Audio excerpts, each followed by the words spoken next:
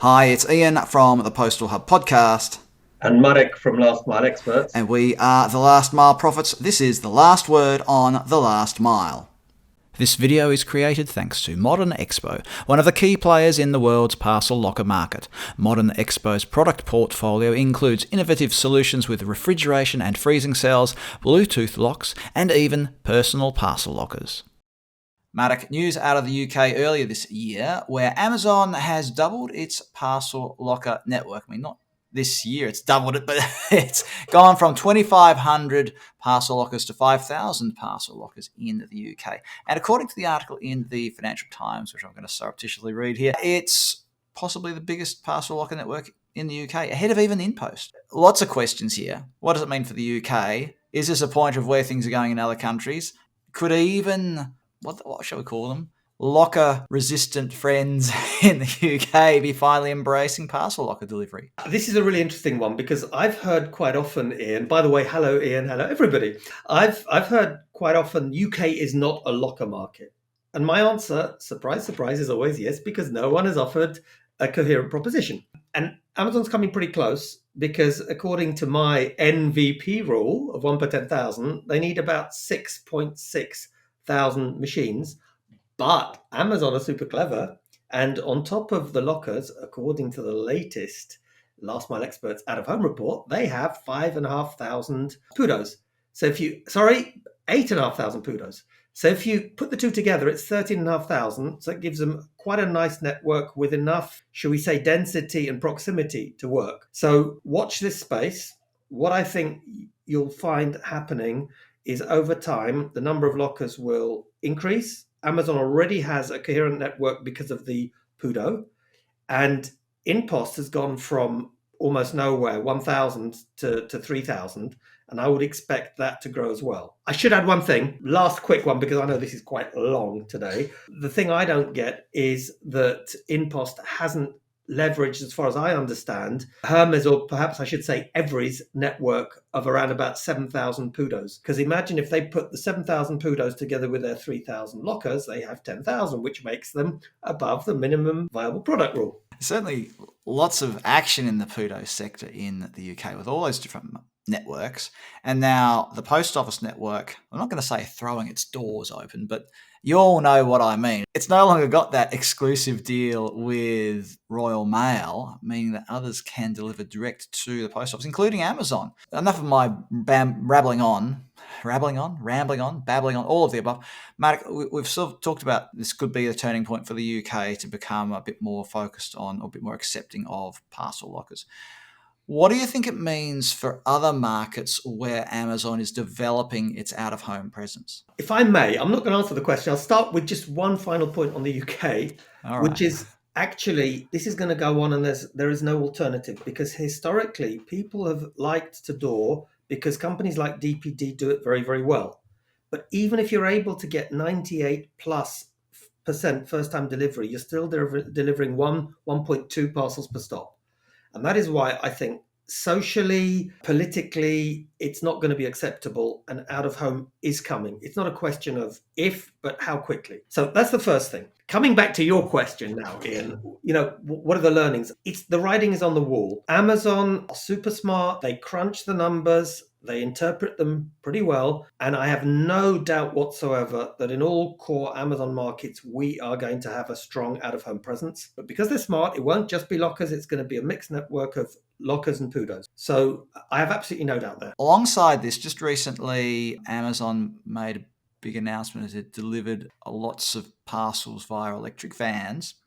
And I can see this sort of coming together in a sense for Amazon in parts of the UK. You've got the ultra low emissions zone in London, for example, and you've got all this attention around emissions and around congestion, the number of vans in city centres. And I can see, Marek, that there could be this convergence of electric vehicles and out-of-home delivery, which might mean that Amazon and even other delivery companies will be able to cope with those growing parcel volumes without putting so many more vans on the road. And I guess we can also sort of point to the Ecozone project that bpost has been running in Belgium, where what are the key elements? Electric vehicles, parcel lockers, and delivery via the post office. I don't know if they have any PUDOs there. And home delivery is sort of that, that rump almost, isn't it, Marek? I think it's a good point, and there's two parts to it. One is the feel-good factor, which is electric fleet delivers to very efficient and low carbon footprint lockers. The reality actually is there's one bit missing, which is education of the consumer that, do you really need things delivered ultra fast? Can you consolidate a few shipments in one day? Can you go out of home because it's much more ecologically friendly? So I think the three elements actually that let's call it the triple pillars of efficient and ecological delivery. One is education, educating the consignee to do the right thing. And at the same time, your drivers not to put their foot down, not to keep their window wide open with air conditioning full on in summer, etc. The second part, and the other one, you remember this one, Ian, the parcel this size in a box this size. It's so much we could say about packaging and things like that. But yes, please go on. Absolutely. And then there's the second thing, which is the whole issue of lockers or PUDOs, where you're delivering perhaps 10, 20, 30, 50, 80 parcels per stop, which is very efficient. And then you've got the final thing is the electric vehicle. The challenge with the final one is we need some more charging points, because at the moment, if everyone went electric, we'd have a wee bit of a problem. So I think we need to prepare for that. But yes, it's happening. It is what, the future will bring. Although, as we said in our Green Last Mile report, probably the two things we can do quickly now are education, because that really doesn't take so much, and you can have a really significant effect. And the other thing is out of home. From Amazon's perspective, Amazon's developing an out-of-home network with all these parcel lockers, which cost money to install, let's be honest.